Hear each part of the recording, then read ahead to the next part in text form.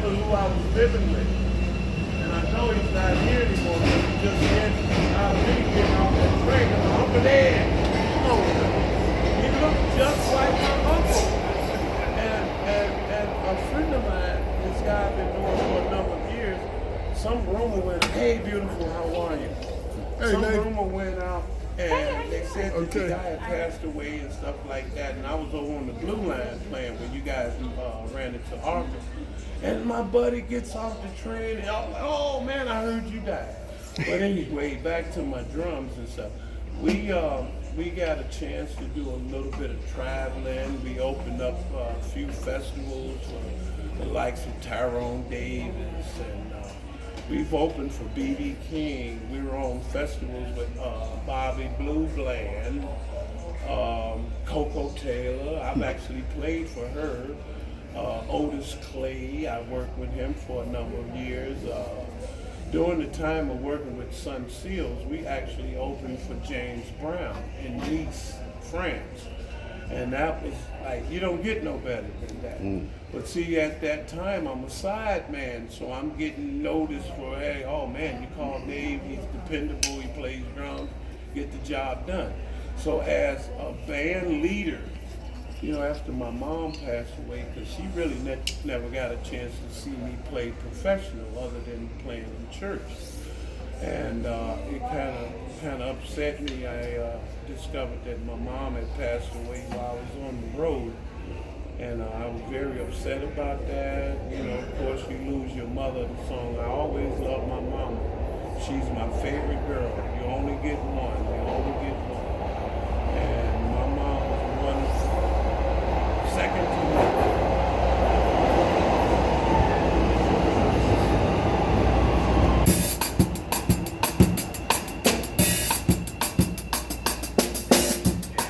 Hey, pizza!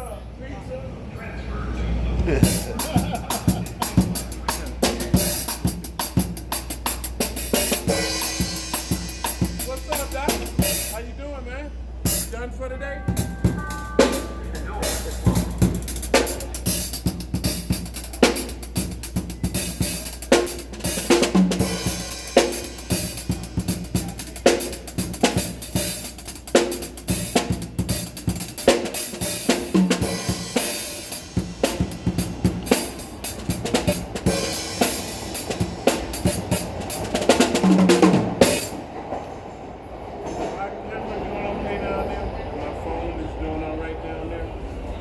Looks like it's aimed off. It actually turned off. It's off. Okay, don't worry about battery.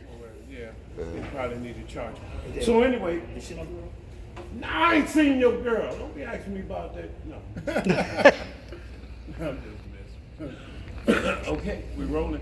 Anyway, after working with Sun Seals, like I said, for a number of years, and got a chance to do a little traveling, and I got with Jimmy Johnson, and I worked for Jimmy for about 7 years and did 3 CDs for him. One CD we actually did while we were in Paris, France, and it was so interesting to be a part of that project because they brought in some French horn players and things like that. Hey, don't worry about that, man. Yeah, I might have it. Yeah, and next thing I know, we were actually, doing a lot of traveling for the almost 8 years of working with Jimmy Johnson. I've never traveled as much as I had in my life. My first encounter with an airplane, I was 19, and we were on our way to Europe at the time. And other than being in the military, I don't see any other avenue of traveling to Europe and Japan and things like that. Especially on your own merit, you're going to pay a lot of money trying to get to those places. But guess what? They were paying me to come. I'm like, thank you, Jesus. So I made a little bit of money. I ain't never said I was rich or nothing like that. Don't get me wrong. But God put some things in your life, that changes your whole perspective and your self-worth, because you meet people, and I discovered that it was time for me to kick off my own band. We had no clue of what the name was going to be. So I actually did a project with Gerald, my bass player. He's like one of second to none. He just happened to be coming down the street as I was setting up, because we were playing outside. The weather's nice, a lot of people toing and froing, and everybody was really in good spirits. So Gerald said, "Dave, I've been looking for you, man. We need a drummer." I said, "Well, Gerald, I've been looking for you. I need a bass player." "Well, let's start a band." "Oh, thank you very much." So we did the outside thing for most of that summer. We've been the Red Line Lounge band for almost 7 years now. We've done 6 years. And it all started right down here in CTA, downtown Chicago, Burbank, Chicago, Illinois. They give us the permits to be here and stuff like that. So what ended up happening when Gerald discovered that we were going to be somewhat of a committed band and everything, that's when the energy really started flowing. Because most guys that call themselves bands, they spend a lot of time rehearsing, especially if you're doing cover tunes, something that someone else already done put out and gotten awards for it and all of that. So Gerald and I and Lawrence, the guitar player, I call him the human jukebox. There's not a song that I know of that he will not play the lead line, which is like the vocals, what the singer would be saying. So if you're playing, say for example, Anita Baker.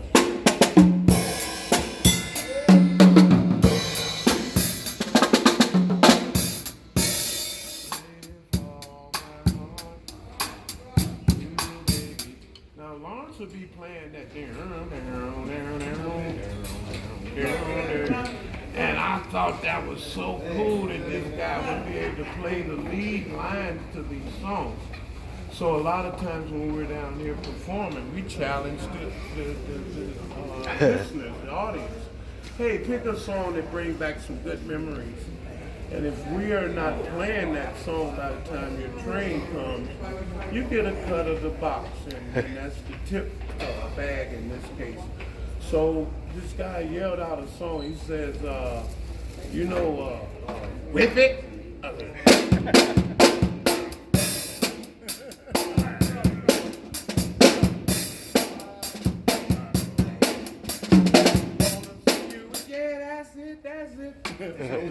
So we played the song and everybody danced, had a good time.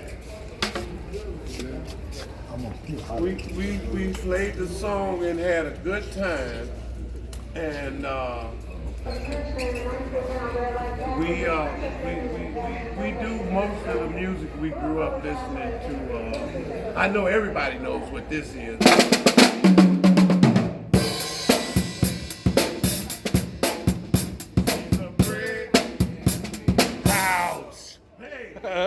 So certain things.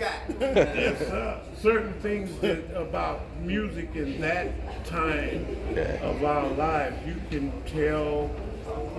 What's the guy? Girl, I love. Yeah. When they go right into the song. And then when he starts singing, oh yeah, that's my song.